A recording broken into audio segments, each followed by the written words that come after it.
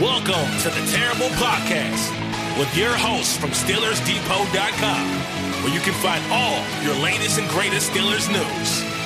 It's Dave Bryan and Alex Kozora, always lit, talking Steelers. And now, here's Dave and Alex.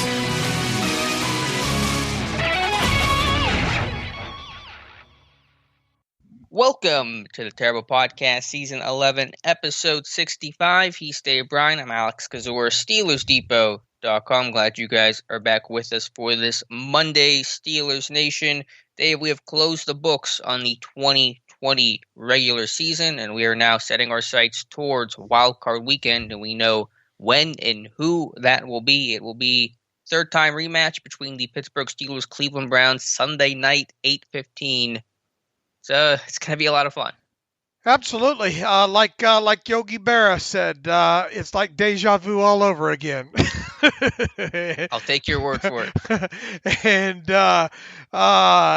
look, I mean, we talked about possibilities and who you might like to possibly play in the first round of playoffs and all like that. And I think general consensus, at least from kind of what I observed, was that fans would rather the Steelers play either the Browns or the Miami Dolphins, probably the Dolphins if they had their druthers. But obviously the Dolphins weren't able to do what they needed to take care of on Sunday versus the Bills, and it just didn't work out for them. So they're not in the playoffs, and that means the Steelers and the Browns will play again. Obviously with the Bills winning, that shut out any possibility of the Steelers having the number 2 seed. We knew going into this thing the Steelers would have either the number 2 or number 3 seed. Well, obviously with it looking more like the number 3 seed, and that's absolutely what they ended up with. But look, they got to rest some players against the Browns on Sunday. They didn't come away with a win. They came close, but you know what they call almost winning, Alex? Yep, losing. Right, losing. But look, I think overall, I guess you want to start with kind of a 30,000-foot look at the game there.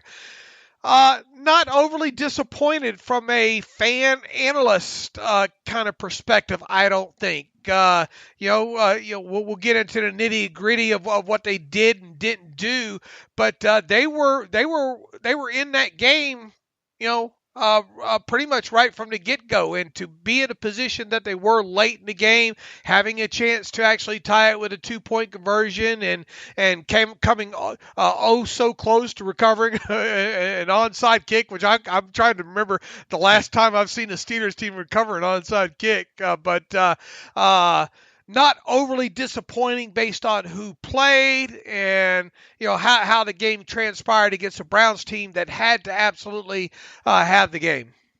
Rationalizing moral victories is dangerous when talking about the NFL, but I think that's as close as you can come and feeling comfortable with a loss, given the fact that A, it didn't mean much to Pittsburgh losing this one, and B, just how well some of these backups and young guys played, whether you're talking, a Mason Rudolph, a Matthew Wright, guys that aren't backups but are still young guys, Alex Highsmith, Chase Claypool, guys like that. And so I think you're just happy that A, you're healthy. Tom said no major injuries after the game, so that's good. And B, some of those young guys that were ascended into starting roles played better than what I anticipated. Yeah, let's not make it a habit to champion moral victories, if you will. Mm-hmm. But I really look. Did either of us think that the Steelers are going to win this game? No. Did I think the Steelers would cover? Yeah. Did I think it would be as close as it was, a 2-point game? No. But I thought there were a lot of little things that we'll get into, obviously, here in a little bit that were moral victories for this team. And once again, this is a team that sat out several guys, airmailing them to the playoffs, if you will. They didn't even travel with the team. Talking about guys like Marquise Pouncey, Ben Roethlisberger, T.J. Watt, Cameron Hayward, Terrell Edmonds. We'll see what happens with that shoulder with him. Obviously didn't play in the game, either there. So look, and Chris Boswell, we'll see what happens with that groin with him as well too. But you rested some guys that needed some rest. Some of you, especially on the offensive or on really both sides of the ball, your battery, if you will, in Pouncey and Roethlisberger, and the top couple defensive line guys in Cameron Hayward and T.J. Watt. And look, for a team that was without their best pass rusher and however you want to rank Cameron Hayward in there, I mean, that guy requires a lot of double teams throughout a game there. This defense, for the most part, got good pressure, I thought, throughout the game. Heck, they sacked Baker Mayfield 4 times. Were they great against the run? Absolutely not, but that was kind of a worry going into this game here. But I think, once again, overall, going back to the moral victory compass, if you will, it's pointing directly north there. Just overall what we saw on both sides of the ball. However, there were issues that definitely need to be sewn up by the time they meet the Browns again Sunday night at Heinz Field to close out Super Wildcard weekend. I like that they're calling it super because there's an extra team in each conference now. To kind of reset here, and before we dove into this game too much more, I think the big news of the weekend is not really the game itself, but the things that happened before the game. And Dave, you mentioned players not making the trip, being rested. A couple of those guys were not making the trip not by choice. We're talking Joe Hayden, Eric Ebron, Cassius Marsh, all placed on the reserve COVID list. And Joe Hayden on Saturday had a couple of cryptic tweets, obviously not happy with some news that he got. It was later reported that, according to ESPN, Joe Hayden tested positive for COVID-19. That almost assures that he will not play in Wildcard weekend on Sunday against the Browns. Is there a chance, maybe remotely based on the language of things, but really cannot expect Joe Hayden to play?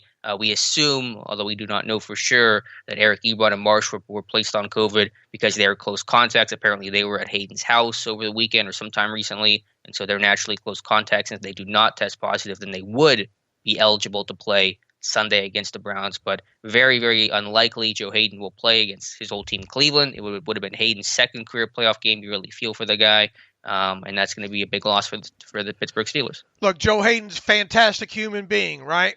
Absolutely. I mean, a guy that you'd probably just like to sit around and look, obviously does a lot of charity. Just a good human overall.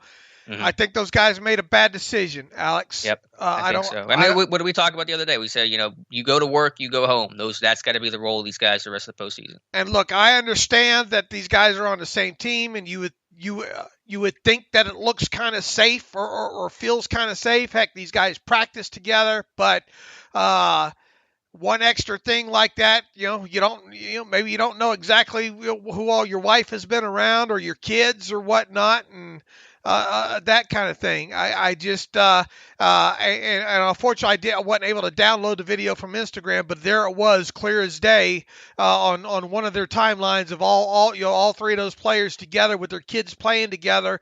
And do we know for a fact that's how it came about? No, but the optics are not great, right? And right. Man, I hope, you just hope now that that's just one unfortunate, quick, last-second reminder for this team that, as you said, look, you're in the tournament now. There is no room for mistakes. Now, if you get it just in casual course of following the rules, well, then so be it. But like you said, man, you better go to work and you better go home and you better lock the doors and heck, you know what? If I'm a player right now, I kiss my wife goodbye and I go bubble myself up, to be quite honest with you. And obviously as a team, I don't think you can force the team to bubble up in these situations. But if I'm Mike Tomlin, and I'm sure he probably already has done this, if not, he's probably doing it today. You owe it to the rest of your teammates to be super cautious here from here on out, because like you said, It seems I don't see any way that Joe Hayden can play in this game, and we just can only hope that a guy like Eric Ebron and Cassius Marsh to some degree, obviously he's a backup and all, but a good special teams player. Hope those two guys are able to return, and then just hope that nobody else goes on the list between now and then. I'm not leaving to go get gas. I'm not going to the grocery store or anything. And Nope. once again, I'm not beating up on Joe Hayden here or the rest of the guys. It's just a very unfortunate and bad decision on those guys' part. It is. I mean, here's the bottom line. You have 1 month and 3 days until the Super Bowl, and that's all we're asking these guys to create their own bubble to the best of their abilities. It's not a 100% bubble because obviously they still have families and they go in and out and all that. But for a player themselves, I think you just do the minimum required in terms of going to work, going home, and that's it. You don't want to do anything, as you mentioned, Dave, to jeopardize any other teammate the way that Hayden, unfortunately, because of Ebron and Marsh coming over, and that's on Ebron and Marsh for coming over too. That's their own responsibility Sure. for now becoming close contacts because of Hayden's positive test. Now again, hopefully Ebron and Marsh, if they don't test positive, they will be back for the playoffs. It's 5 days, plenty of time for those guys to get back, even practice a little bit. So that's good news, assuming they don't test positive, and they could. But yeah, in terms of replacing Hayden, it'll be Cam Sutton, a left cornerback. That's going to have a trickle-down effect when you go dime, forcing Justin Lane, a young guy, his first playoff game, to play more. Lane was not great in coverage yesterday. You saw a bit of that. So that's going to have, and from Hayden to Sutton, it's not a big loss. From run defense, you lose there because Hayden's a really good run-stopping corner against a Browns offense that relies on the run. But the trickle-down effect of sub-package, and if there's an injury and stuff like that, that's where you could really feel the loss of Joe Hayden. Absolutely, and once again, you talk about a guy like Joe Hayden that spent all of his career in Cleveland. He'd love nothing better at this point for various reasons. How many career playoff games has Joe Hayden played in to date? One, 2017 against Jacksonville. 11 years, one playoff game. Right, and I mean, let's face it, there is should something happen to the Steelers, obviously not beat the Browns, that Joe Hayden might have played his last playoff game, There's a very, very clear possibility of that. So, look, we won't belabor the point other than to say it's a very unfortunate for the Steelers there. And, hopefully Joe Hayden gets a mulligan here. But they sure could use Joe Hayden in that secondary, against the Browns. For Wildcard weekend, that's what they don't have any room for error or margin for error. When it comes to injuries, and as you mentioned, Cameron Sutton, we've seen some good things out of him. Run defense, though, probably one of the weaker parts of him, and we saw that early in the game on Sunday against the Browns there too. On top of it, so once again, just keep your fingers crossed that a guy like Joe Hayden can get a mulligan here. And just quickly to kind of put a button on some of the roster moves that this team made Saturday because of the COVID list for Hayden, Ebron, and Marsh. And if I'm missing something here, help me out because there was a lot going on that day. The Steelers put on their 53, elevated in some respect. Tight end Kevin Rader, wide receiver Deon Cain, kicker Matthew Wright, and tackle Anthony Coyle. And so Cain, they were all active, I believe. Obviously, Wright kicked and Cain caught was out there for a couple offensive snaps, and Rader, your guy, played pretty well, including on special teams. So those guys getting a cup of coffee for their finale. Yeah, absolutely. And these guys are most of them are probably going to revert back and all like that. The most interesting aspect of it is what would have happened. Right. What would have happened had these COVID issues not crept up and they still wanted Matthew Wright? So. Would they have, or would we have actually had a Corliss Waitman sighting? We'll never know, and it's unfortunate that we'll never know because I sure would have liked to gotten my checkered flag out and taken a lap around the track with this one. But the elevations obviously made sense. Yeah, this is a be careful what you wish for. Saying, man, can this team just elevate right without having to cut somebody? And they didn't. Yeah, they didn't have to, but unfortunately, it meant that Joe Hayden and those guys had to go on COVID. So, unfortunate circumstances there. But so at least I didn't have to cut anybody, and Wright was able to kick for them. And hopefully, Boz can come back for the playoffs. We have no idea right now if Boz is going to be able to play this Sunday night or not. And if not, then Wright's going to have to be the guy. Again, for postseason, the elevations are limitless, so there's no worry about having to cut guys there. And the good thing is Wright kicked really well on Sunday, a pair of 46-yarders. That was impressive. Yeah, it was the right stuff, right?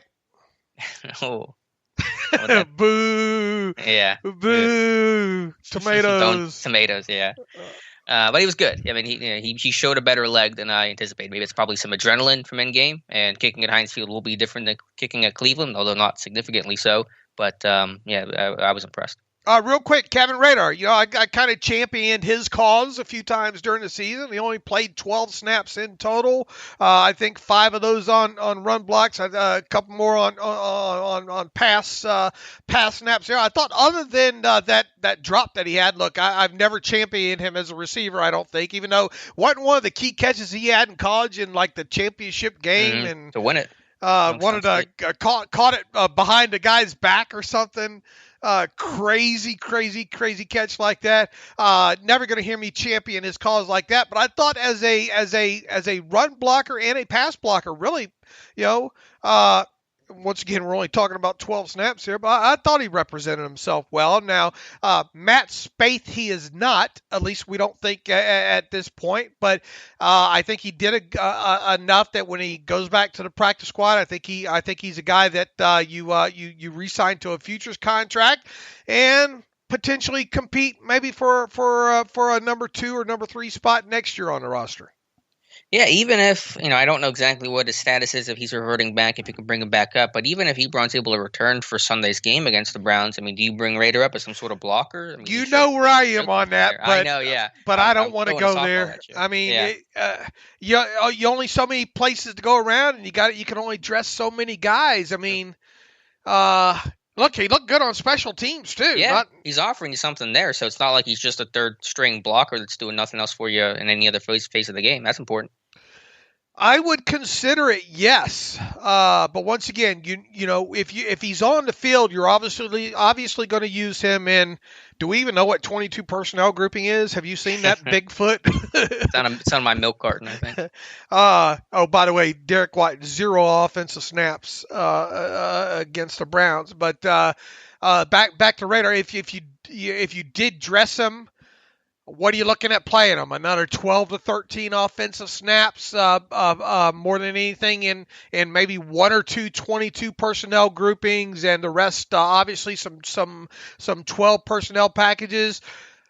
I said this right from the get-go when they signed Eric Ebron, and it's held true. It was one of my biggest fears heading into this season was the Steelers using 2 tight end personnel groupings, with Ebron being one of them. He flat out look, the effort's there, kudos, attaboy, whatever. He sucks as a run blocker. Is that okay to say? It is, but to be fair, it's not like they're any better run blocking with him not on the field. No. They're bad. I don't care what the personnel's been. Right, but back to your question. I don't see how you make it work, Alex.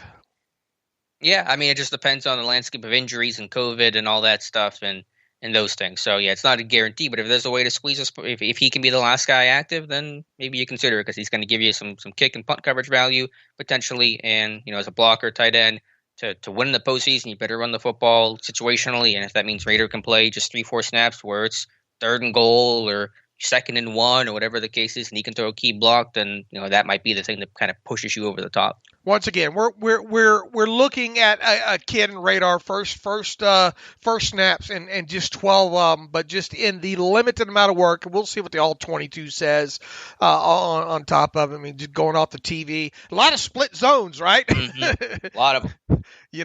But I'm fine with that. If you want to, I don't care if you had 2 running plays, just run them, just execute them and run them well. Mm-hmm.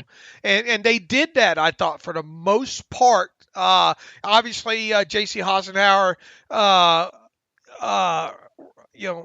the ground a little bit too much. I thought again, and some few other kind of hiccups there, but for the most part, obviously the Browns were without top 2 linebackers. They were without their top 3 leading tacklers in this game as well too, and Goodson, in Malcolm Smith and Sendejo there. So they were obviously handicapped on their side of the football there. But we talked about throwing a parade every time, anytime the Steelers got out of a game with some run success, and they did that on Sunday against the Browns. Yeah, I mean, not that I'm taking away plays, but excluding Josh Dobbs' runs, because I assume that won't really be a thing against the Browns in the rematch. They average still just 3.6 yards per carry, which for Pittsburgh is good. For anyone else, it's miserable. But to your point, since you said talked about Ebron earlier and how poor he is as a blocker, and I agree. Recently, the Steelers, a couple of better games running the football against the Bengals and the Browns have been without Ebron playing, and it's probably not a complete coincidence. Did you miss him yesterday? I mean, I don't want to be rude here, but did you miss him? I mean, in a game that didn't mean much, I really didn't feel compelled to miss anybody. But I hear what you're saying in terms of run blocking. I think Kevin Rader might be the best run blocking tight end on this team already, and he's played 12 offensive snaps. And I said that right out of the chute with him. And once again, you got to frame it. It is what we'll see what the all 22 says. And once again, the Browns were without top 3 leading tackles. Mm-hmm. But they had their defensive line. Their whole defensive line played. Sure. All right, Dave, let's get into this game some. Let's start with Mason Rudolph. Obviously, the big spotlight was on him. Dave, you called it his Super Bowl. Was there confetti coming down for Mason Rudolph after this game? I mean, how would you evaluate this one? I thought overall, his warts are still clear. I don't know how much better those things are going to get, but I was impressed with his performance.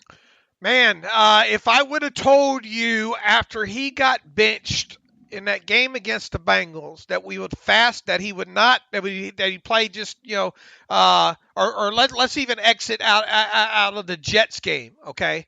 When he went down injured again. If I would have told you at that time, Alex, this is a kid that'll play, probably a dozen or so snaps in really meaningless, a lot of kneel downs, most of the 2020 season. You would have probably believed that, and you would have probably said, hallelujah. That means Ben Roethlisberger stayed healthy there. However, if I would have told you at the same time, this is a kid that would have started the Week 17 against the Browns in a meaningless game, you would have once again said, holy hallelujah. That means the Steelers are in the postseason and they didn't need Ben Roethlisberger for that game.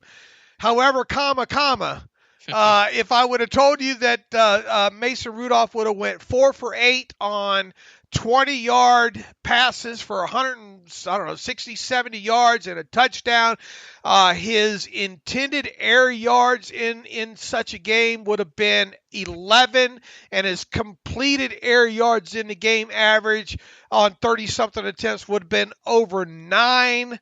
You would have told me what a lot of people tell me, and that's, Dave, you're out of your ever-loving mind. I tell you that all the time, though. So all right, well. I would have asked for louder numbers because you're getting really good specific numbers from the future. I mean, the thing with Rudolph was I tried my best to not come into this game without really any expectations positively or negatively because, you would expect progression from Rudolph from all what he learned last year, all the mistakes that he made, and there were many mistakes he made last season. Let's see how he looks a full year basically removed from that, and B, even with the Pittsburgh benching some other guys on no Pouncey, limiting some other guys' playing time, Rudolph was still playing with a much better arsenal of weapons Sunday than he did basically at any point last season with all the injuries that they got hit with.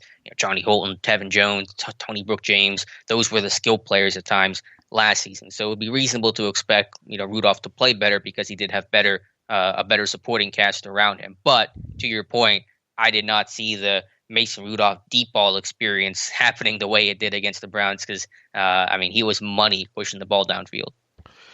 Here's the thing. Still, the snap to decision-making process with him is the bugaboo with him. His ability to process it quick enough and then the wherewithal within the pocket. Now, within that, I realize, and you wrote and tweeted about it as well too, that pocket presence and all like that was the biggest thing or one of the major things with him heading into this game. Mm-hmm. That surfaced early in the game. I thought there were times you think, man, either get rid of the football or get the hell out of there. I thought he made some better decisions in that area in the second half of the game. You saw him drift out specifically to the left side. Look, this isn't a guy that's programmed to extend the play. in a fashion related to Ben Roethlisberger, related to Baker Mayfield, related to any of those guys that just had that sense of being able to exit the pocket. He's like, for hell or high water, I'm going to stand in here and step up and try to make the play here. And his internal clock, he's got to get that 1,001, 1,002, 1,000, boom. That ball's got to be out there in some way. There were a couple times where I thought he would have done himself favors just throwing it 30 yards out of bounds. At least 2 times, I think. And then on his one sack, he's lucky that he didn't lose that football right there. And he's lucky that he didn't get himself hurt. The other time, obviously, really, let's talk about what the difference of the game was, really. The difference of the game was Mason's horrible interception and the defense's inability to keep the Browns out of the end zone following that turnover. If you hold them to 3 points there, if the defense does their part, hold them 3 point, who knows? Obviously, too, if Mason does not make such a horrible decision with the football there and doesn't turn the football over, then maybe you live to fight another day there. So, top to bottom, I think it was a B+ for him, and mainly because of the deep throws. The things negative against him were obviously the horrible interception. Really, that keeps him, to me, the horrible interception keeps him away from an A- there. I thought from start to finish there with the pocket presence improved some within game. I thought he made a lot of nice throws within the game. On top of, there was 1 2nd and 4, 2nd and 6 that he should have got that football out to I think it was who was it, Juju, or I forget who was coming across the middle there on one of them there. But should have gotten the ball out there quick. But I would grade it a B+, a B- at worst. There's a yin and yang to Mason Rudolph. Whenever the pocket's clean and he's afforded some time, as he often was Sunday, he's actually playing at an acceptable, serviceable level and really, showed a deep ball touch and accuracy that Steeler fans are starved for this year because they really hadn't seen it consistently all season long. The downside, though, is whenever the pocket starts to collapse, there's pressure, things get muddy, Rudolph still tends to fall apart, as evidenced by the interception, which was just a terrible throw. You probably just eat the sack there. There's pressure. There's issues with pass pro in that play, no doubt. But, things kind of fall apart when the pocket starts to break down for Rudolph, because I think he lacks some of the feel for the pocket, and obviously he lacks some of the mobility to escape the pocket as well. So that's the issue with Rudolph. I don't know if it'll ever get better, and that's always going to prevent him from being probably anything more than backup status. But yeah, I mean, he ripped the ball downfield, and that was something that's been an issue of him in the past, where he's been a little too conservative in terms of not being aggressive and throwing the football downfield. So that was good to see. And again, deep ball, accuracy, placement was fantastic, and maybe even better than what Ben has done this season, as crazy as that is to say. But whenever there's pressure, things unfortunately go south in a hurry for Mason Rudolph. Even on one of the early deep balls to Claypool, I'm not so convinced that Claypool didn't angle that out a little bit better. I think he was expecting Claypool in a little bit different spot. Still pretty, obviously it was uncatchable because of where the ball was and where Claypool was. And then, I doubt the receivers will be asked this throughout the week here, but a couple of them over there to the left side look like reads the wide receivers didn't make that Mason expected them to make on some back shoulder throws. Some side adjustments. Right, some side adjustments there. That was it on Mate? Did Mason see something did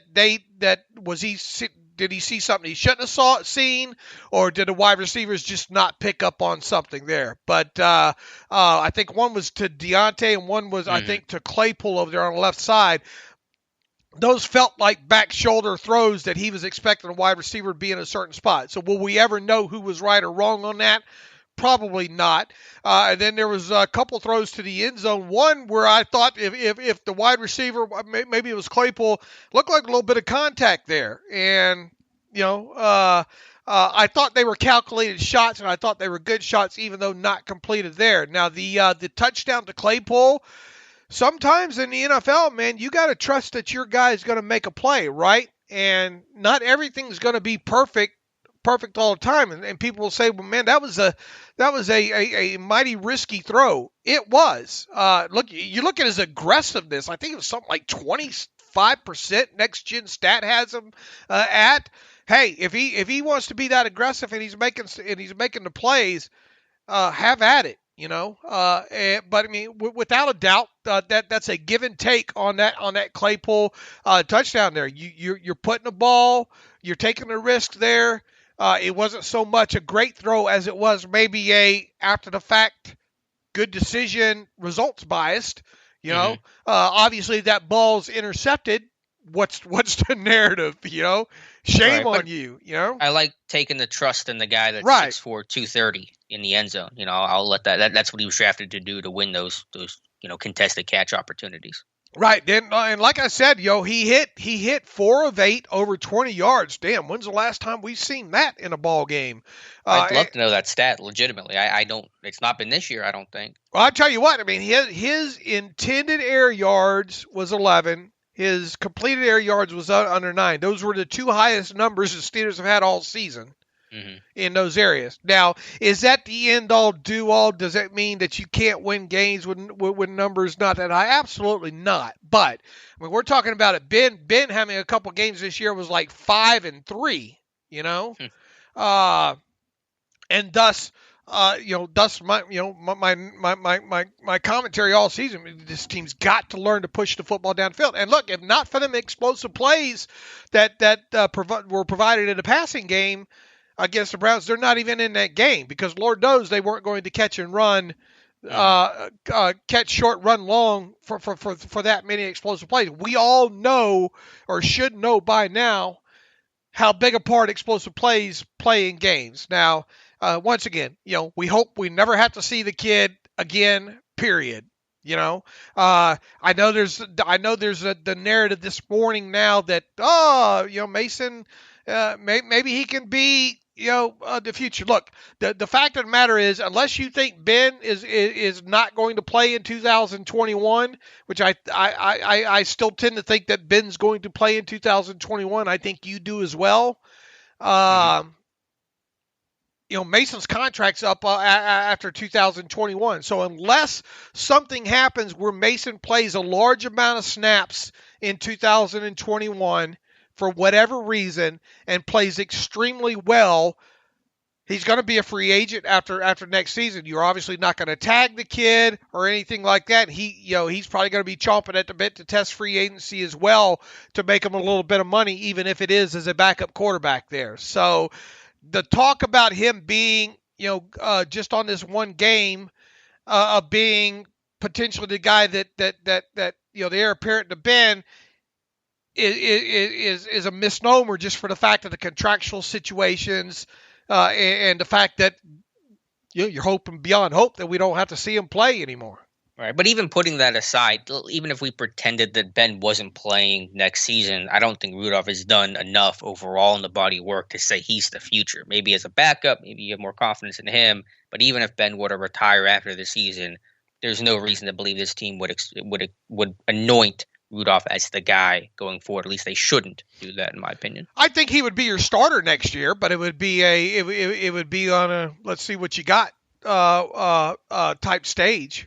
I think, but no one would be thinking that he is the future 5 years from now. No. He would if Ben retired, Mason's likely your starter, and then he has a 16-game audition for a franchise tag, plain and simple.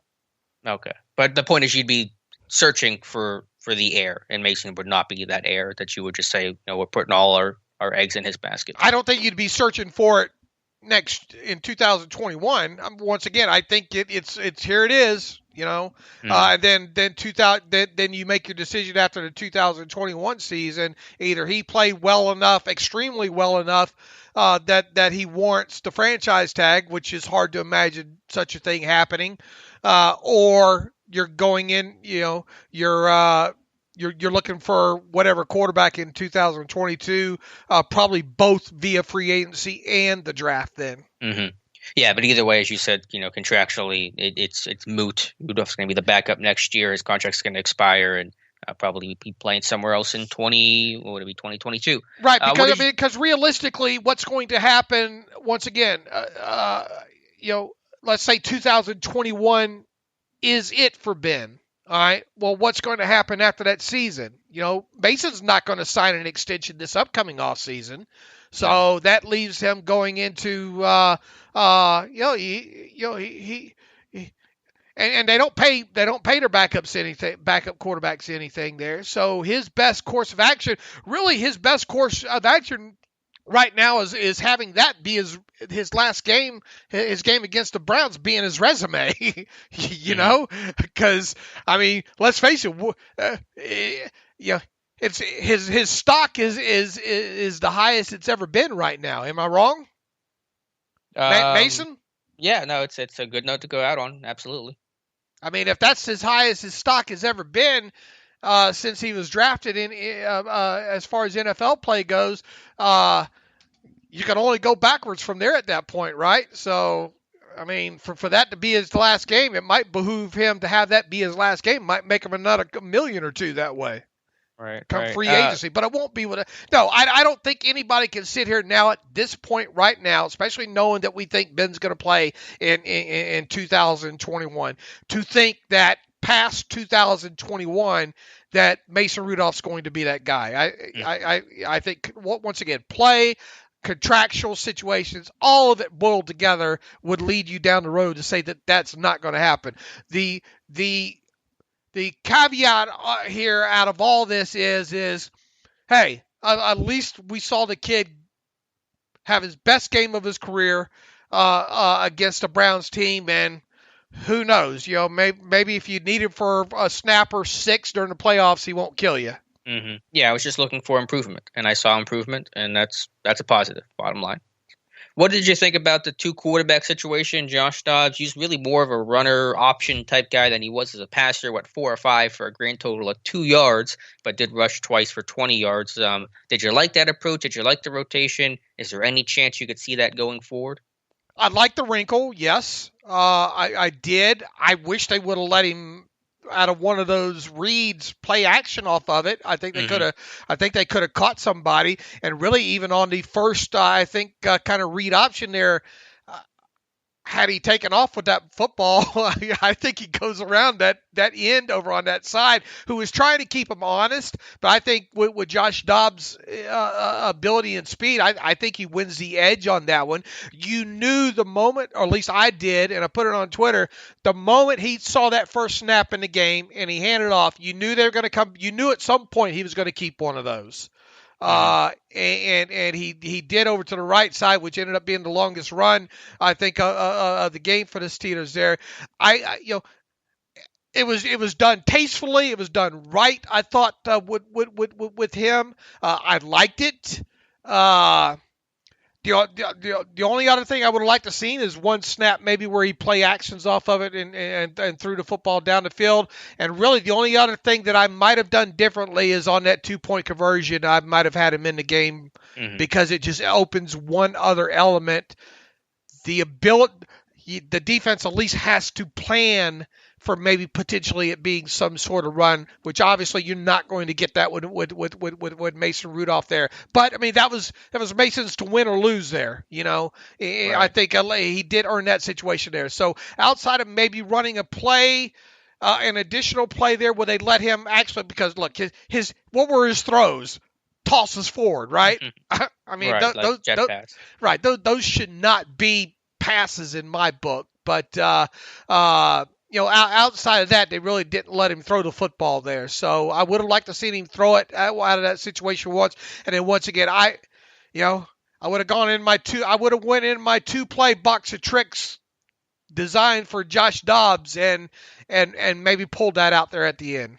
Yeah, I was going to say the fear about using Dobbs in the 2-point play would be you've already kind of shown your hand to the package of plays, and this is something predictable coming. They ran 18 shovel passes in this game. They ran some of the read option, but on the 2-point conversion, they ran slant flat, which they ran like 47 times in that game with Rudolph. So they kind of did something predictable there. I'm with you, though. I would have liked to see more of a deeper pass play integrated for Dobbs. That would have been a good constraint play to have. I understand he was coming in a lot of shorter yard situations, so the focus was less on pushing the ball downfield, more about trying to move the chains. But I would have liked to see some opportunity for him to take at least one shot downfield. I liked it. I didn't expect that to happen in this game. But I liked the little wrinkle there. I was not upset to see it. And look, that's one other thing on film now that the Browns have to get ready for, because even I don't know. Look, you can only dress so many guys, man. And I understand Mike Tomlin being asked the question about Joshua Dobbs potentially dressing and using him against the Browns, and him leaving that open-ended, and we'll see, and playing along there. But once again, you have to have, a full inactive list there. We'll see. I wouldn't bet my house on Joshua Dobbs being active though against the Browns. Yeah, I'm not expecting it. Although I wouldn't hate it either if there was some sort of short yardage situation where you could try to squeeze that in there. Wouldn't be the worst idea in the world, given how bad this team has been in those short yardage situations, just trying to traditionally run the football. But yeah, I mean, I'm not really expecting it at all for Sunday's game. Now, if you did do it, if you did do something like that, then, damn it, you better put him in and let's see one of those throws down the field that we didn't get to see, against the Browns. Well, I mean, for the playoff game with Ben, I mean, I might just use that for, I don't know. But the downside, obviously, is that any time where Dobbs would be on the field, hypothetically, very likely that Ben is off the field. And I want to play my playoff games with Ben playing every single snap possible. Right. But, right. But you're talking about potentially dressing. If you're going to dress him, you're dressing him for a reason. Right, yeah, that's what I'm saying. I mean, that's the battle. The upside to dressing him is that you get that wrinkle, that element. The downside is there may be a 3rd and 2 in a critical moment of the game, and you're rolling with Josh Dobbs and not your Hall of Fame quarterback. And if it doesn't work, then you get killed because you didn't play Ben in a crucial situation. Right, and it's obviously going to be a results-biased thing if you got Joshua Dobbs in the game and, you let him throw 1 or 2 times, there. Once again, I like the wrinkle against the Browns. I thought it was appropriate. Gives them something else to think about here at some point. You draw it out, man. It's hard to dress 3 quarterbacks for a playoff game, period. Right. I mean, unless COVID kind of creates an quote unquote opportunity for Dobbs because other guys miss or whatever the case is. Only the second quarterback since 1950 to have at least 4 completions for under 5 yards. Josh Dobbs yesterday, and that is because of the jet plays and the one jet pass that Ray went for a loss of 3, and so that impacts the numbers. But that was the final. It was like the Jerome Bettis of quarterbacks, 4 for 5 for 2 yards, like no touchdowns though. Once again, I think it's ridiculous that that's counted as a damn pass. But how would you count it? Because the ball goes forward. If it's dropped, it's incomplete. So like, how do you count it? I'd put it on the official score to score anything that's not thrown beyond the line of scrimmage. But between the tackle box. But then once again, you lose your consistency over time, in stats of years gone by, and then you lose the ability to match them up. If anything, they need to add a stat, add a column to some of those, kind of things. That way you don't disrupt space-time continuum. That is from the Dave Bryan add a stat department. Right. Oh, you know me. I'd keep those official scores busy, man. I'd have, I've created, I think, about 18 different stat categories over the years there. But I get it. Ball went forward, yada, yada. It doesn't mean it's right, though. There would be no official scores in Dave Bryan's world because they would all quit their jobs because they would not be paid well enough to handle all the mistakes. With the run game, slight improvement, a little better than what I thought, given the fact that Pouncey was not playing, given the fact that the Browns have that really strong front, although as you mentioned, they were missing several of their key linebackers and tacklers overall. Still not a lot of hope or optimism for this team. Again, without Josh Dobbs, his team averaged 3.6 yards per carry. Their longest run was 9, again excluding Dobbs runs. It's gonna be the elephant in the room for the playoffs. I'll probably write about it later this week. So where if this team doesn't succeed in the postseason, it's because it's hard to sustain essentially a one-dimension offense for potentially 4 straight games. Look, we promised to throw a parade if we had success, or if they had success, though, and 12 and 19 regular runs they had success on. So it didn't look good in totality, but the numbers are the numbers, and the numbers say they were 12 of 19. So if I would have told you ahead of this game that 12 of 19 runs would have been successful, what would your thoughts have been? I wouldn't have believed you.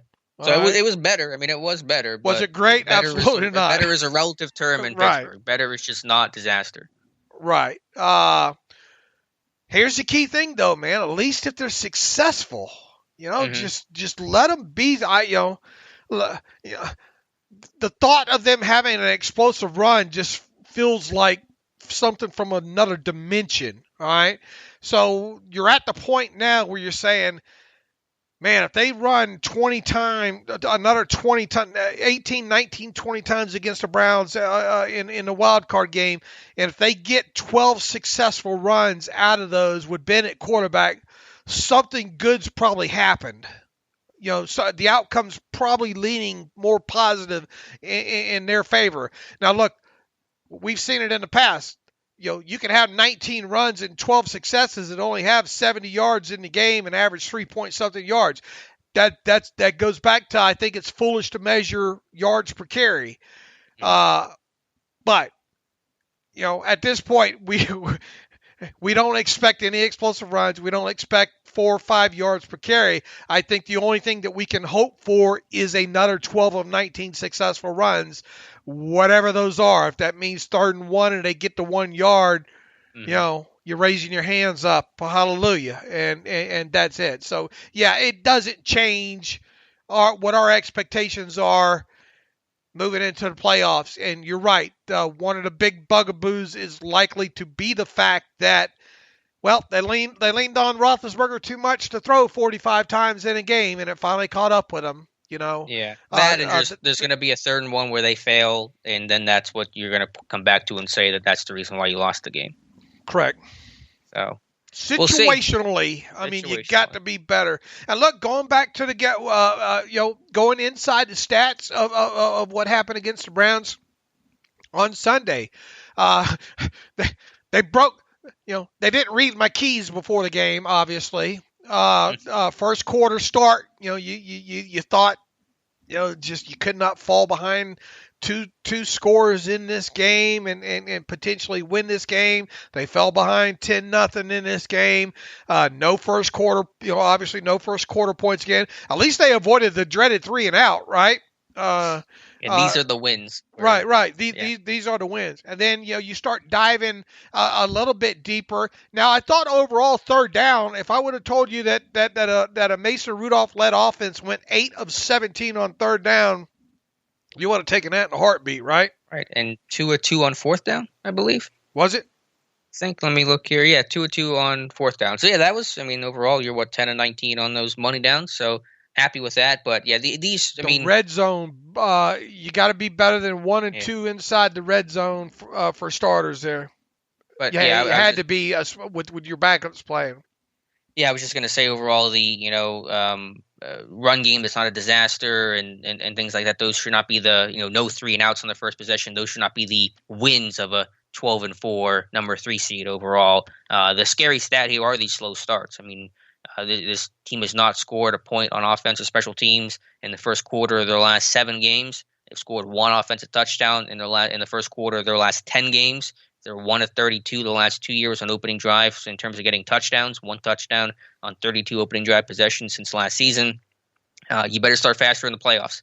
We should be facing some explosive offenses. The Browns are capable of being one of them. I know Pittsburgh has a really stingy defense that helps keep the score down, but you better get off to quicker starts because they have basically been playing behind for the latter half of the season. Look, you just can't do that. Move forward. You're going to have to get off the snide and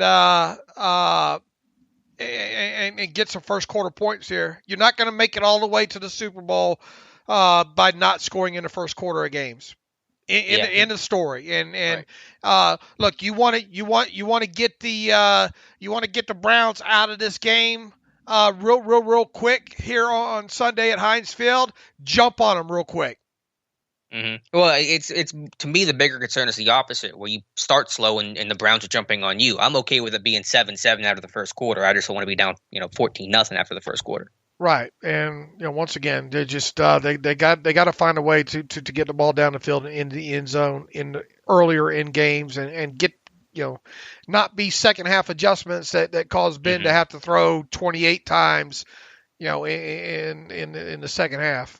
Right. But they did have those big plays on Sunday. Chase Claypool, Deontay Johnson, both guys finishing at or around 100 yards. Juju clutch on third down. Vance caught 5 passes. So overall, guys that have made plays all season continue to make plays.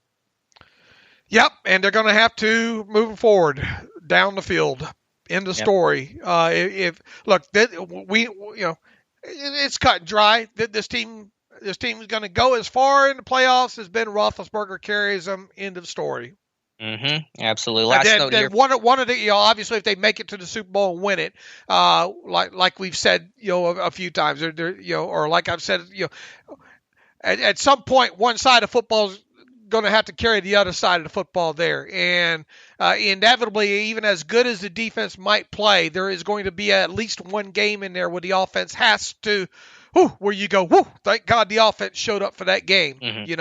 I think history has taught that us over the years in the last 20 years of modern era football there when it comes to that. So now we just keep our fingers crossed that Roethlisberger can pick up where Mason left off and push the football down the field. Really where Ben left off too, because Ben was able to push the football down the field in his last showing.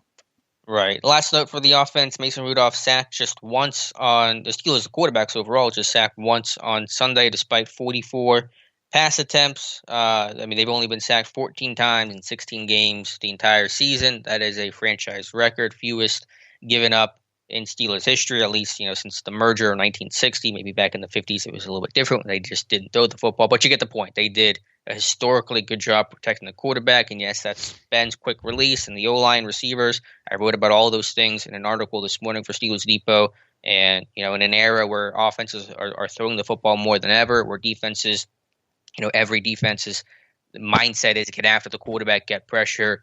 No team was pressured and sacked less than the Pittsburgh Steelers this year, and so kudos to all those guys involved. That is a big bonus going forward for this postseason run. Kevin Dotson's your starting left guard the rest of the season, right? Regardless. Has to be. Yes. And again, he has been excellent in pass pro. I think you had the stat, or at least PFF, via PFF, that he didn't allow pressure at all on Sunday. And so he's been a decent run blocker, but he's been really good in pass pro. And he wasn't bad on a couple of powers over to the right. I think he slipped, and I think he got tossed on one of those. I think I had to look at the all 22 when it comes out there. But regardless of what happens, I guess the only question at this point, someone posed this to me on Twitter, I don't think they would do it, would be the fact is, what do you do if Filer's able to come back, even this week? Do you put him at right tackle and sit Chooks down? And at this point, I'm not sure that you do. If anything, you get Filer in the game as that extra blocking tight end in some situations. That's a good idea. I hadn't even thought about that. Yeah, you could probably be an upgrade over Hawkins in that role and facing this 4-3 Browns front. With Ebron returning, you probably want Filer in for some of those moments. Yeah, I probably don't play Filer at right tackle just from a lack of reps. I mean, how much has he really repped right tackle since last season? Not a lot of core for. He's not been great. He's been okay, but I don't know if he's not been bad enough for me to feel like I have to make that move. I thought warts and all, I thought Alejandro Villanueva was the Steelers' best offensive lineman against the Browns. Okay, I haven't thought about it enough. You think he was better than Dotson? Top to bottom, yes. Al's run blocking was a little bit better actually in this game. Yeah, Myles Garrett, and that's what saved him. Yeah, Garrett, fairly quiet game. Villanueva did have one hold on Garrett, but that was an extended play where I really can't blame Villanueva for not blocking Garrett for 5+ seconds. And did they really get him just for that kind of little hook at the end? It was a hold. You thought it was? Yeah, Villanueva doesn't do that. Garrett's creaming Rudolph. You think so? It was a good hold. Yeah. You think Mason's going to run away from Myles Garrett? I mean, he barely hooked him. Barely. Yeah. But they call barely hooking. Yeah. But you look at some of the look at some of the other they didn't call on the Browns. I know. You know? Yeah. That's a whole nother. There was some blatant takedowns. Poor Henry Mundo. I mean, that was a blatant hold. And then who was it? Ola just tackled. On a run there. But and really after going back through it last night, the only reason I say Alejandro was the best offensive lineman was because his blocking was a little bit better in this game. And I thought it was kind of him and Dotson and then the rest of them. Gotcha. Let's flip over to the Steelers defense. And again, the big concern in this one, not having TJ Watt, Kim Hayward, the presumption, although it didn't really always work out that way, that some guys would be rested and limited, about how would the Steelers front seven hold up against that great Browns rushing attack. The answer, not too well. Nick Chubb, 47-yard touchdown to get the party started. And the Browns ended up running for $190, I think, total on the day, and just never really had a good answer to slowing the run game down. Right, absolutely. You pull out that long. Unfortunately, you can't cherry pick this thing, though. That run was crippling, and the only question I have is why didn't they run Chubb more? Right, that's 12 carries in this game, 14 carries officially, but for 108. Right. I mean, if any, maybe they felt kind of confident that they could use their back tandem and then kind of save some wear and tear on Chubb in the process. In a must-win game that came down to a 2-point conversion, I don't see it. It just didn't make sense that they didn't run him more. And you want one area where this team better make sure they shore it up between now and Sunday, and that's that defensive run front. Now, once again, you gotta put all this in context here with not having T.J. Watt, because let's face it, on that big run by Chubb on a touchdown run, Ola got hooked inside fairly easy, and then you miss a tackle out. You have Cameron Sutton coming down for the fill, missed a tackle, and then Minka missed a tackle on the back end of it. That's a perfect storm when your edge guy gets hooked and you miss 2 tackles, especially with a guy like Chubb, 40-something yards later, you're standing in the end zone, and you can put that on those 3 guys on that play. Definitely. They try to run that safety run blitz with Sean Davis, and he runs past, and you lose a guy that way. And, a couple of missed tackles the other way is all it takes. I think overall for this game, for the Browns playoff game, is going to be the first-level guys, first-level defenders, defensive linemen. They can't get moved. They can't get washed on the line. With the second-level guys, linebackers have to stay clean, keep vision on the football, protect cutback lanes, get off of blocks. And third-level guys, DBs, they got to come up. They got to attack the run. They got to be aggressive. And you better tackle in the open field. Easier said than done against these big guys in Kareem Hunt and Nick Chubb, but you can't have those missed open field tackles. Otherwise, it's going to go a long way for Cleveland. You've got to put them in a situation like the Steelers put them in that Week 6 game where they can't lean on the run so much. If the Browns are allowed to stay, this kind of has the makings of going back to that Tennessee game earlier in the season, right? Where, oh boy, and let's face it, the Steelers were a missed field goal away from losing that game, and probably should have lost that game. All right. Obviously, players are paid to make or miss kicks or whatnot, and they missed that one in that situation there. But it kind of goes back to this: if you let this game stay close and you let the Browns stay in this game late, and they have a healthy Chubb in this game, that kind of stuff can wear you down. It's one thing that the Steelers don't have offensively that prevents them from wearing teams down to nub. It's the sole reason that the teams like the Ravens and the Titans have a prayer at all to go a long way, is their ability to kind of wear defenses down to nub. But you can just see it with the Titans and Henry. I mean, people just say, that's it, I've had it, man. Right. And Chubb can do that to you too if he gets 20-something carries in a game. So, once again, they didn't have Hayward. They didn't have Watt. We'll see if they get any. Vince only played like 20-something snaps, I think, in this game. Is he healthy? Did they just get him out of that game just to get him out, or what? Yeah, there was a reference from the broadcast that he was getting treatment in the second half, and he didn't really play at all in the second half, I don't think. So, I mean, I think he'll play against Cleveland on Sunday night, but I mean, I think they were just trying to be cautious and smart with him, and they had at least Marcus Allen back to place him inside linebacker.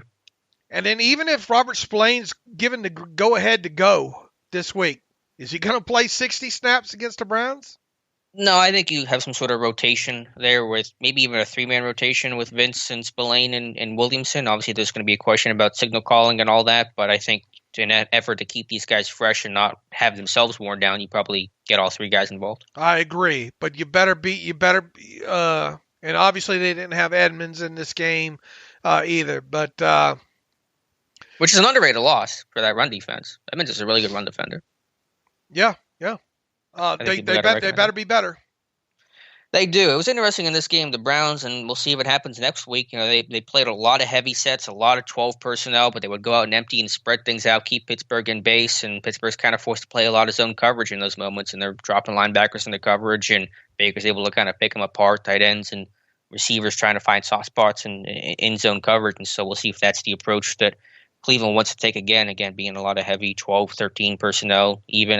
I mean, they had that end of half, like 4th and 16 play, they were in 13 personnel. I mean, that's just kind of the identity of the Browns. It's kind of unique. And Pittsburgh did some weird stuff in this game, too. I don't know if that was just because of injuries or just showing different looks or just trying different stuff, but they ran a ton of 3-5, 3 defensive linemen, 5 linebackers. I don't know if that's to try to, compensate for the loss of Edmonds and they weren't playing Davis in those situations or what. I don't really expect that to carry forward, but you saw kind of a lot of different defensive packages and personnel groupings that we really haven't seen this year from Pittsburgh. Right. I mean, I want to try to limit seeing, some of these guys having to run with tight ends like they're having to run with, Right. But that whenever you're in base and this team's going to come out and spread the field on you, even if it isn't heavier personnel, and they got several good tight ends with Njoku and Hooper, and we'll see if they get Harrison Bryant back. That's probably going to be the Browns' MO because it kind of forces Pittsburgh to check the zone and drop some of their guys in the coverage. It's a good way to get TJ Watt dropping back if you have your personnel and your formation set up right. So we'll see. I think that's going to be the Browns' game plan is stay heavy for most of the game and let the tight ends make plays. Better get pressure. Yeah, for sure. But better force the third and long situations because boy, if you let that offense stay above the chains, you're asking for it the way they like to run that the heavy personnel groupings in there. And look, let's see what happens to Donovan People-Jones, probably in concussion protocol this morning. I thought for the most part, except for the big play, what the heck was Justin Lane doing over on that side? What was that coverage? Just watching. Yeah, I don't know why he didn't sink, and then he's looking back for the football. It's like, buddy, was that the dude's cover 5 3? yards in front of you. I think so. It was some sort of single eyes, either cover 1 or cover 3. Either way, Lane just never got his eyes to the receiver. And then how did he end up so far off of him on top of it? His eyes lied to him or something, I think. And then whenever Baker threw it, Lane's still looking back at the ball. Like, go find the receiver. He ain't throwing to you, Justin. Yeah. So yeah, Lane. He did well in special teams, had a couple of good tackles, but in coverage, I was not a fan of that pick coming out, and I really haven't seen. It's been limited tape, 130 some odd snaps, but not been really impressed. All right. Yeah, absolutely. And they didn't have Harrison Bryant in this game either. Not that you said that he's more of a red zone, but look, they had no problem finding Austin Hooper another red zone issue with him. I guess what I'm getting at is they did fine with not letting Jarvis Landry kill him. All right, but those backs, especially Hunt too. Hunt's got a lot of catches out of the backfield this season, so they'll mix and match those personnel groupings and stay heavy, and then use those backs and obviously roll. And look, that final third down, I knew it was coming. I knew they were going to just turn Baker loose on that. You got to be careful with him and his ability to run. Yeah, he had several, scrambles, a couple of design runs in this game, 6 carries, 44 yards total in this one. And so rush lane integrity is going to be important too to keep Mayfield within the pocket. When assuming Bryant returns for next week, and we don't know that for sure, but this team ran, I'm looking at just totals on my notes here. Probably about 10 snaps of 3 tight end sets. And so, even though Njoku and Hooper are there, Bryant's a guy that could get involved and be a blocker, be a receiver. And so, I think they can find ways to get all three of those tight ends involved. Right. What did you think about the little, I don't know what you want to call it, little scuffle between Isaiah Buggs and Carlos Davis? That was pretty funny. I mean, it was funny to comment. I was, really just kind of wondering what the heck, led to the spark of the fight there between those two guys. Not that I was that worried about it. It's football, stuff like that. But that was, two guys that have been battling for a helmet all year long. And they finally each get a helmet and they're still battling. So I think there's just been some competition brewing between those two guys throughout the entire season. I think so. And it probably boiled over and maybe one lined up in the wrong spot. Were they, how many snaps did they play together? Any? That's a good question. Are you done charting it? I'm done charting, but I write everything down before I type it up, and I haven't typed everything up yet. At least one, two, a couple of snaps, but this came after the brouhaha between those two guys. So I don't know. I don't know what somebody said there. Two dogs, one bone. That's the way you boil that one down to, I guess. What did Mike Tomlin call it? Couple of Gamecocks. I don't get the reference. I mean, cockfighting, Yeah. Cocks. There's an old saying called "cocks in the walk." Look that one up. All right. But I love Tomlin's answer. He was just laughing when asked about it. Like, it was just very giddy. Mike Tomlin. Poor Chris Wormley got caught in the middle. Right. But yeah. Speaking of Chris Wormley, geez, hope we don't have to see him play much, but. Man, that was easily his best game of the season, and based on free agency and all like that, he probably don't have many more snaps left in him, as a member of the Pittsburgh Steelers. But it was good. He stood out on tape a lot in that game against the Browns. Yeah, definitely a guy trying to catch a contract this offseason. He had one sack, another pressure that led to a sack. Alex Highsmith, again, continues to seem to stack good games, get better every single week, facing a really good left tackle. And the Browns rookie and Jedrick Wills beat him with an inside spin a couple times, had a sack, another pressure that led to two sack. I thought his run defense looked pretty good. Really pleased with where Alex Highsmith is at right now. Yeah, he's mixing it up, right? And a lot of pressure, even on the two-hit sack. Highsmith gets the pressure on that nice inside spin. Looks like that's going to be one of his things. There is that you got to be careful with that, though. You get yourself kind of trapped inside sometimes. So knowing when to use it and making sure you use that elbow as a pin in there. It's been effective. The last couple of games have been really, really impressive by him so far. So now you hope you didn't wear him out in that game, because he had to play a lot of snaps. They only had the three outside linebackers. Right. They had him, Ola, and Jaron Elliott, who I thought didn't.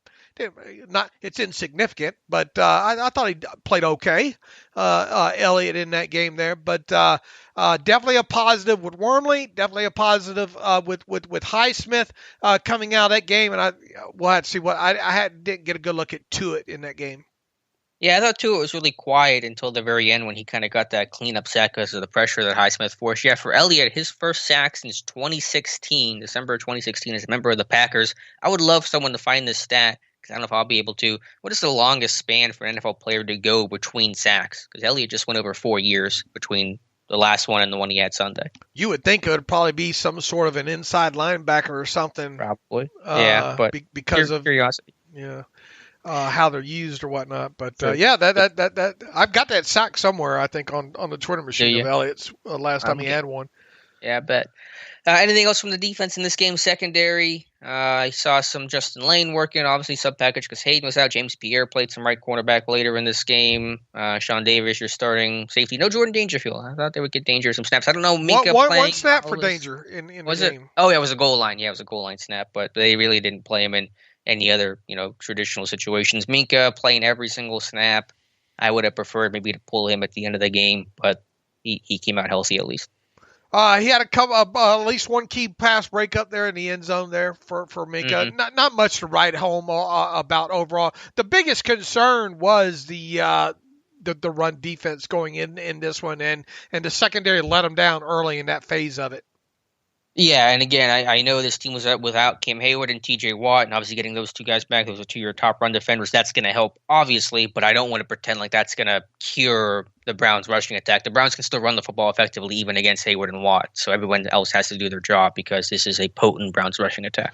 Yeah, the context is, I think, that at least the defense kept it close without the guys. A couple of guys in there, and the biggest takeaway now moving forward is, how vanilla were they able to keep things defensively and still got some. I mean, how would you grade? You got to grade the defense a C overall, right? I think for their play against the Browns. Yeah, I mean, that sounds about right. I don't think it was vanilla, though. Butler, the first snap was Fire X, a Fire X run blitz, and they blitzed Hilton and Sutton. They ran this 3-5 package. I mean, this did not feel like a vanilla defense. It felt like a defense trying to pull out all the stops to win this game. But do you think that's the kind of stuff that we're going to see a lot of in the playoff game? Well, the 3-5 stuff, probably not, because I think some of that was to deal with the loss of Edmonds. But, I mean, the Fire X's, the nickel blitzes and stuff like that, the rotations and disguises, I mean, that's all standard fare for the Steelers defense all season. Still a C overall, and been better had they not given up a couple. They gave up a big third down in the game. Obviously the big plays were the big difference for their offense, for sure. You had the big run by Chubb, which was a home run, and then obviously the big catch down the right sideline ended up in points for them as well too. Mm-hmm. So those were explosive plays, and it just feels like when the bad thing is that run by Chubb. That run by Chubb early, I mean, it violates everything that could go wrong in an explosive play situation. A, it was a run. Those should not happen in a game. B, It was a double explosive run, which should not happen. And C, it ended up with the guy standing in the end zone. So, I mean, you broke 3 cardinal sins on one play there, if you will. That stuff obviously can't happen against the Browns or really any other team in the playoffs moving forward. Hopefully they got that out of their system. Right, 3 strikes and you're out. Last little gripe here, and again, I understand trying to manage reps and you only have so many roster spots to work with, but why does Tyson Alualu have to play 51 snaps, 82%, whenever, you got backups like Buggs played 9, Davis played 7? I mean, I think Alualu's deserved some rest here, and he's still playing with that. He's got that big brace on that right knee from that MCL injury. I think it's a guy that probably deserved a bit of a blow on Sunday. Yeah, look, I could have done without seeing him having to play that amount of snaps, but they were trying to. Mike Tomlin said, "Don't question him." He was, how many times does he have to tell you he's trying to win the game? Yeah, but whenever you're not playing half your guys, to start with, you're not. Obviously, your approach here is a little bit different. So, anyway, I mean, look, they didn't get he didn't get Tyson out. Didn't trim his stats too terribly much, and then poor Minka had to play. Right. And Steven Nelson had to play quite a few snaps too. Yeah, obviously. And Tuitt played. How many did Tuitt play? He played 52. Yeah, so I mean, and Mike Hilton played his normal normal amount of snaps. Mm-hmm. Yeah, I mean, the approach was the guys who played, they played like normal overall. So fair enough. All right, the special teams, again, Matthew Wright. The kickoffs are suspect, but the field goals were excellent, 2 46-yarders with some room to spare, so that was a positive to see. If Boswell cannot play Sunday night, hopefully he's available, and that was probably about the only note there from special teams. Right. All right, Dave, Wildcard, Sunday night, Steelers-Browns, your initial impressions. Steelers are, 3.5-point favorites as of right now? I think it's probably a fair number to peg that at. 3.5 is I think what it opened up. That feels right? Yeah, I think that's fine. I think it's all about how well can you stop that Browns run game and make sure they don't stay on schedule, and again limit some of those big explosive plays you talked about. So the things I mentioned earlier, first line not getting moved, second line linebackers not getting off their blocks, keeping vision on the football, preventing cutbacks, and third level defenders better be able to tackle in space. Right. All right, Dave, anything else here to talk about? I don't know if there's anything post-game that you wanted to touch on that any player or coach might have said that was notable, or any just overall feel for the AFC picture. We know what the Titans, Colts are in. Titans won the South, right? Yes, And they did, beat the Texans on and that field means goal. they will be on the Steelers' schedule. Right, next year. And so you have Cleveland as the 6th seed, Baltimore as the 7th seed, right? Or is it the Colts? The Colts are the bottom seed, right? Okay. So Colts are 7th seed, Baltimore 5, Cleveland 6, Tennessee 4, Pittsburgh 3, Buffalo 2, KC 1. Work my way backwards on that one. So the only way the Steelers play the Chiefs is in the AFC Championship game, right? Or right. wait, yeah, that would be right. Right. And obviously, if they win, they could play one of 3 teams, right? They could play Buffalo, Tennessee, or Baltimore, depending on how things go. Is that correct? I think so. I haven't done the math myself, but I'm trusting you on that one. But yeah, it's a really competitive AFC. It's not like an NFC situation where some team's limping in or has a really poor record. I mean, the Colts went 11-5 and are the 7th seed, and that's a 7th seed when they added an extra team, and still that goes to 11-5 teams. So it's a really strong conference overall, and 3 teams from the North get in. And I guess I mean, look, the Chiefs are the favorites. Obviously, and I would think you'd have to put the Bills as the second favorites, regardless of seed and all, just kind of the way they're playing right now, especially offensively. Mm-hmm. And then I don't know, probably the Steelers and the Ravens right there together, 3-4, whatever way. Yeah, I mean, I obviously don't really focus on that stuff a whole lot, but just looking at the Steelers.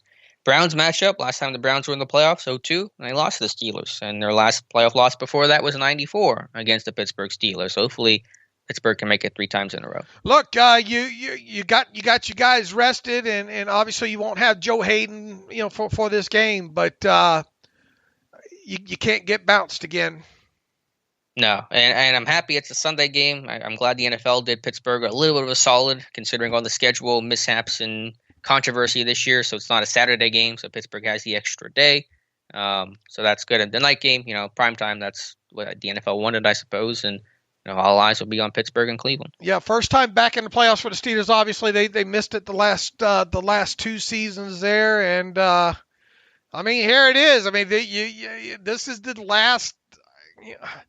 At least what I can tell, this is the last good chance this team is going to have for probably a little while to make a run here. I think just because of free agency and Ben and the quarterback, a lot of things factoring in. We said that before the season as well too. This is probably the thing, and yeah, they got off to the hot start and all like that, but did so offensively kind of a clunky fashion there. I think the defense has lived up to expectations, maybe a little less up to expectations. Some of these third down big plays and some play against the run occasionally, but top to bottom, I think the defense has held up their end of the bargain quite easily. Once again, I've said this right from the get-go. The Steelers have the defense capable of making a run. They do. The only question is can the offense come along for the ride? Yeah, I think that's a really good way to frame and phrase that. I think that's what it's going to come down to. Offensive consistency. Can you get any semblance of a situational run game? Can you be more effective on third down and red zone and things like that? That's been a little hit and miss for this team down the stretch. So I think that's a really fair way to sum that up. Right. All right, Dave. So any other odds and ends things here? TJ Watt ends the season as the NFL sack leader with 15, despite only playing in 15 games. Only the second Steeler since sacks became official in 1982 to lead the NFL in sacks, joining the late Kevin Green, who had 14 in 1994. There was a random report from our good friend Jason Luck-and-4 saying the Lions coveted Kevin Colbert, but there's really no expectation that's going to amount to anything. And we've had Black Friday today, or Black Monday today, I should say, where Adam Gase has been fired, Doug Marrone of the Jaguars has been fired. I think we're up to 5 head coaching vacancies right now around the league. Yeah, not surprising there for sure. And look, I mean, the whole Kevin Colbert thing. Good luck. The things that they hold back on some of this Sunday news is just, I mean, it's horrible. manufactured, if you will. And Jason Lockenford is the worst of them, I think, when it comes to that kind of stuff. Look, Colbert's going to be the GM until he's not the GM, and then he'll retire in the story. Yeah, it's just kind of funny. Like, the Lions really like Kevin Colbert. Yeah, well, I like Beyonce. It doesn't mean anything. Like, you can like whoever you want. They're not going to change the facts. Lockenford did say, like, that's not going to happen, but why even mention it? That's clearly just trying to grab a headline. Right. All right, Dave, let's get to some reader emails here and close out today's show. All right, let's see here. What can we do here? Sure, we got a couple of them. Got any Mason stands now? Probably not. Probably some people trying to explain away Mason's performance. Let's see here. Big Al from Colin Finnegan. Hey, guys, I've been seeing a lot of big Alejandro Villanueva slander on Twitter machine lately. I haven't noticed any particular bad play out of him. Was wondering if you have seen anything that supports this both against the Browns and overall last month. Peace and love, guys. Here we go, Steelers. I think for the most part, Twitter machine has it wrong. Yeah, he's not. Did he deserve to go to the Pro Bowl this year? No, but I think overall, I did the narrative that Al sucks is wrong. Mm-hmm.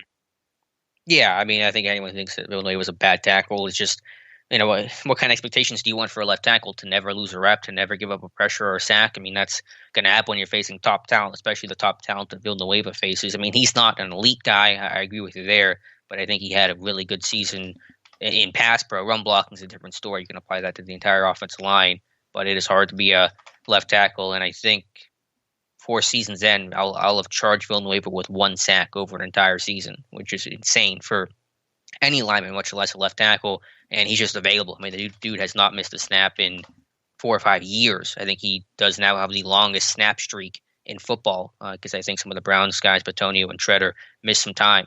So the consistency, the availability, durability, and overall production and pass pro, his number 1 job, I think is really underappreciated still. Right.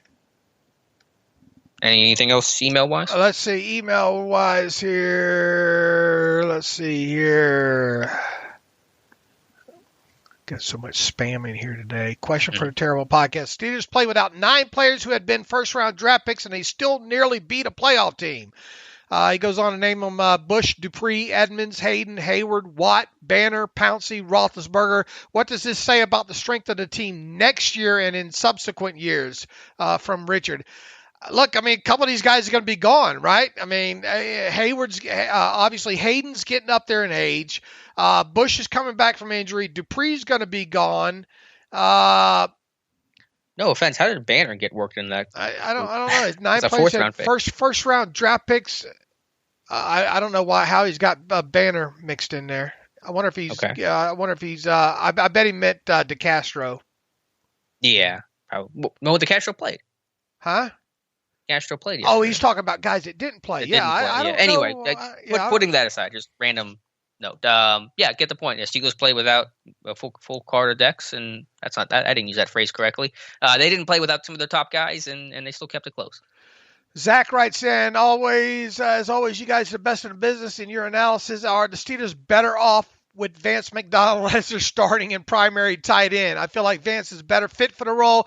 McDonald can give you some first down conversions just like Ebron, and he's also a much better blocker. With Ebron's quote-unquote blocking skills, we essentially are running 4 and 5 wide every play. Ebron can still be utilized in the red zone packages and for third and medium play calls. Bring on another Vance McDonald stiff arm in the playoffs. Please fire me as the couch head coach if I deserve it. After all, it's Black Monday. Zach from Salt Lake City. You know how I feel about Ebron, man. And look, I mean, McDonald's okay, but he's not the blocker he was a couple of years ago still. I mean, I think I saw him slide off of 2 of them in the game against the Browns there. As Alex mentioned, really the bright spot as far as tight ends and blocking go were Kevin Radar, but I'm not convinced he's even going to be on the 53 here in a couple more days if things go the way they want it to here. You just going to have to make do with what you have there and just hold on tight, Zach, is all I can tell you. And You're going to have to twist my arm to keep Ebron on this roster past this season if you need a lot of cap space, Alex. Yeah, we'll definitely tackle that question after the season once we know exactly where the cap lies. I don't want to totally discount and take away the job Ebron's done as a receiver this year. He had a 5,500, 5 season, and that was, I think, better than what either of us thought he was going to do. But can you be a little bit more thoughtful about the split of reps between Vance and Ebron? Probably. Because obviously Ebron, while the effort's there, the actual production and competency as a blocker is among the worst in football. And in a time where you're going to have to run the football, I'm all for exploring different ideas, not worried about snap counts and who's happy with playtime or what. I just worry about winning. So if that means Vance playing 5-10 more snaps a game, then so be it. I'm happy with that. All right. This one from Simon Short. Hey, guys, love the show. Great job this regular season. Where are you guys at on our tackles right now and moving forward? Some decisions need to be made with Big Al, Filer, Banner, Chooks. I'd be fine with losing Al and Filer if we draft a tackle in the first round. But where you guys see Chooks right now? I know you've said he's done okay, but how would you really grade him as a starting tackle in both run and pass blocking? Would love to get the franchise's tackle in the draft who is big, versatile in run and pass and can really be a physical force, but can this line handle potential drop-off from Al to a rookie with Chooks on the other side? P.S. I live in Albuquerque, New Mexico, so anytime Dave jokes about moving the Steelers there, I secretly wish it would happen. Boy, I'd like to get out there. Maybe this summer here, me and my wife will take a ride over there. We love it out here in the desert. We're going to try to get around some in Nevada and Arizona and potentially even New Mexico during the off season here. I look forward to maybe dropping by New Mexico there or Albuquerque there potentially this off season here if my health and everything holds up here. As far as look, Chooks is Chooks. He's serviceable. He's a step below, really a step and a half below maybe what Marcus Gilbert was in his prime. Yeah, I think probably a couple steps below, to be honest with you. I mean, he's still just a third year or fourth year guy. He was with Rudolph. All right, and Rudolph's a third-year guy. So third-year guy, so hopefully there can still be some growth in his first year really playing full-time after a pretty disappointing sophomore season. I think serviceable is the right word to use. I mean, considering, backup tackle, having to start the entire season essentially after Banner went down. You can win games with him. I mean, but, Pro Bowl, he is at his – it's hard to see him getting much better, and I just like to see him a little bit better at the point of the attack against the run too. I mean, I guess you could say he's more serviceable as a pass protector than he is a run blocker, to be honest with you. And obviously, you would like, you want pass protection to be fine. I don't find myself pointing at the all 22 6 times a game with him saying, oh man, pass protection wise. But I am concerned with him when it comes to run blocking. Go ahead. Yeah, but even in pass pro, I think he's one guy that's benefited maybe the most of Ben's quick release, because there's been times where he'll overset and have a soft inside shoulder and get beat inside and just kind of get bailed out because the ball's already out. And so I think that makes the season look a little bit better than what it's been in pass pro for a core four. I think you're right. He's got to get stronger. That's kind of been the big issue he's had since coming out of college. It's been serviceable, and there's still probably room to grow, so I don't think he's at a ceiling yet, but I don't know how high that ceiling really is either. I mean, look, it's not unfathomable to think that Big Al might be gone or even retire. He's obviously going to be an unrestricted free agent, and the Steelers have got him at an extreme bargain. That bargain comes to an end if Al plays anymore, Mm-hmm. And with the cap situation and all like that for this team, and Al's age and everything along, it's not unthinkable to think that Al's not going to be with the team past this season. So within that, you got Banner, who's not under contract right now, but you would think you'd be able to get him back on the cheap on a 1-year deal, especially if you tell him, look, it's your left tackle spot if you want it, Mm-hmm. Or right tackle or whatever. One of the 2 tackle spots is yours on a 1-year minimum deal, and then obviously you'll have a core for next season. But what do you have beyond that? Are you gonna Is it going to be a Coyle or is Hawkins under contract or no? I don't think he is he? I think he's some sort of a free agent. You could, if he is, again, like Banner, you could bring him back cheaply. I assume, not that I want Hawkins starting, but at least just to have some depth around. But I do think, again, I think you probably have to draft somebody. If Villanueva's gone, I don't know how you get away with not drafting a tackle and not drafting a tackle probably within the top 3 rounds. And here's the thing, picking where the Steelers are going to pick in the first round, a lot of the good ones are usually gone there in the bottom of the first round. So you're looking at that second tier, probably in the second round somewhere, right? Second or third round. In other words, first, like Alex says, the first 3 rounds and an unlikely first round unless you were to move up or something or somebody. Well, fall. You could do. I mean, there's been first round tackles drafted. Okay. I mean, you think about Howard over in Houston and Dillard in Philadelphia. I mean, you're right. You would not get obviously one of the top guys, but you could probably get somebody. But I agree with your overall premise. And it's got to be top 3 rounds though. Yeah, because if you're doing anything later than that, then you can't really count on that guy to even make your team, let alone be your starting tackle, which would be risky for your franchise quarterback. Right. So I mean, look, we've seen this team win a Super Bowl with a line that was questionable, right? Yeah, but how bad were their tackles back then? I mean, the interior guys were bad, years ago when they.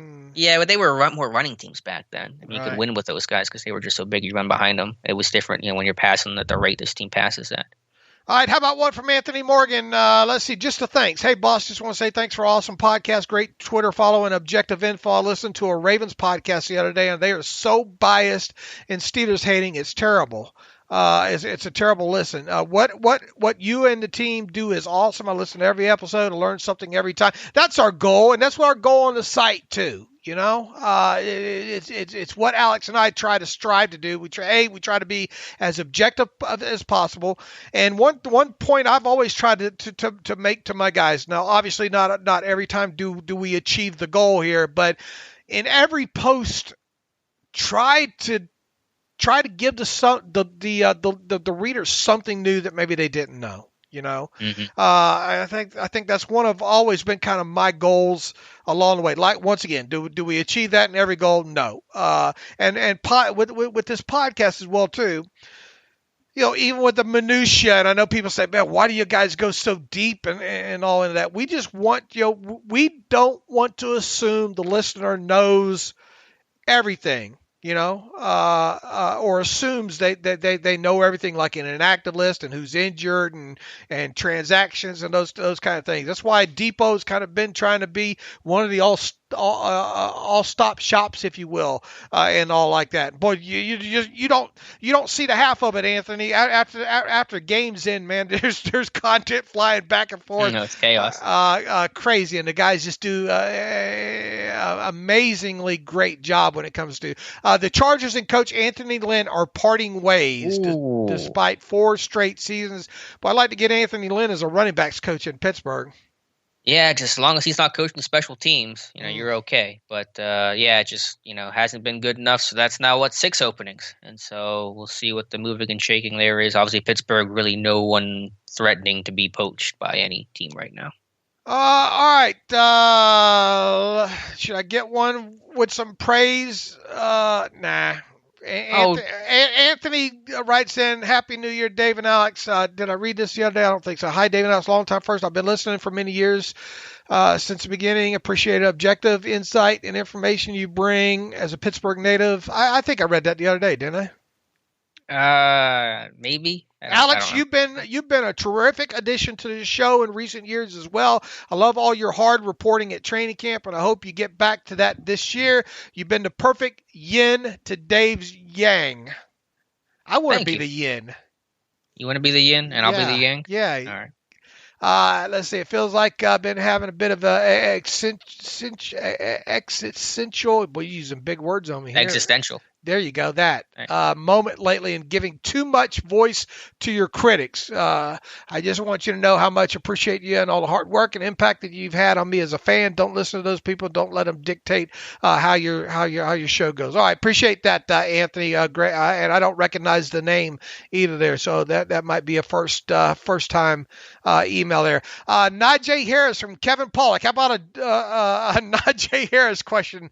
First time, long time. I see Steeler fans everywhere already trying to buy their Najee Harris jerseys after the Steelers take them in the first round. My question is when is it too early to take a running back, and when is it too late? I wouldn't take one in the first round, maybe ever. However, how long can you wait? Of the 6 running backs in the Pro Bowl this year, only Josh Jacobs was a first rounder, with Henry, Chubb, and Cook in the second, Kamara in the third, and Jones in the fifth. That's a great stat there, Kevin, in Woodlands, Texan. What are you doing with the running back here? When is it too early?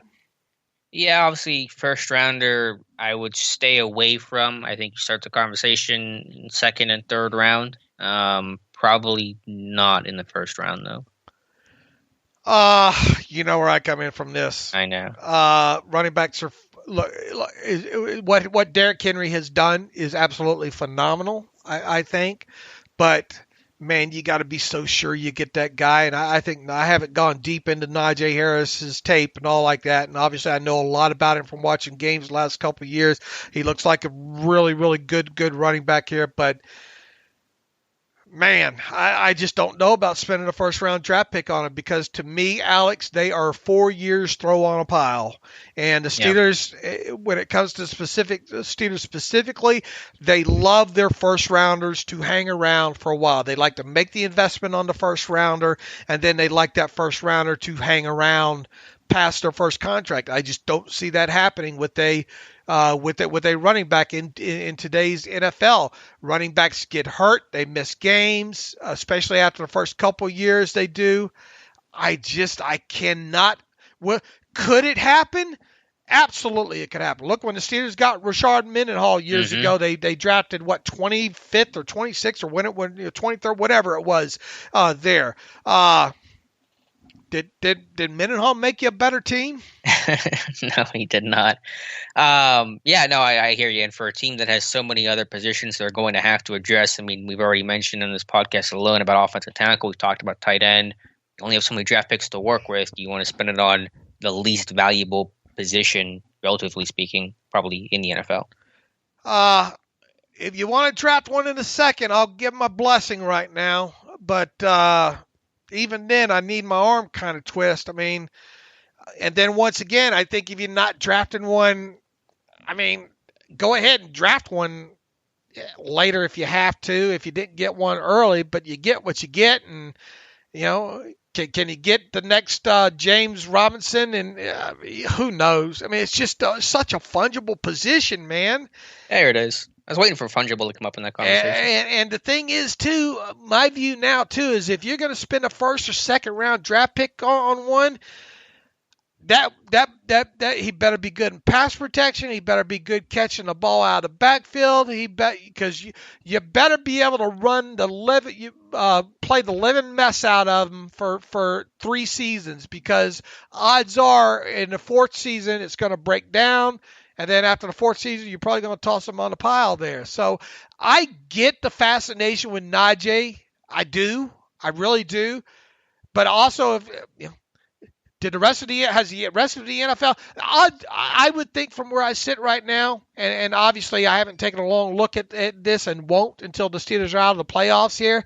I would think there's a good chance Najee's going to be off the board by the time the Steelers pick anyway. But stranger things, of course, have happened. Yeah, I don't have a good feel for where he's projected to go right now, and everything's still going to be so much up in the air and based on combine workouts and things like that. I imagine the Steelers will be in that range. But yeah, we'll see. I think they're going to draft one probably 3rd, 4th round, like they usually do. All right, let's wrap it up there. We got an hour. What we got? About an hour 40 in here, Alex. something like that, right around. Yep. All right, Alex and I get back in on Wednesday, preview or going over the All-22, talking more about. Boy, the good thing is we know the opponent. Mm-hmm. We got beat writer on. We're gonna get.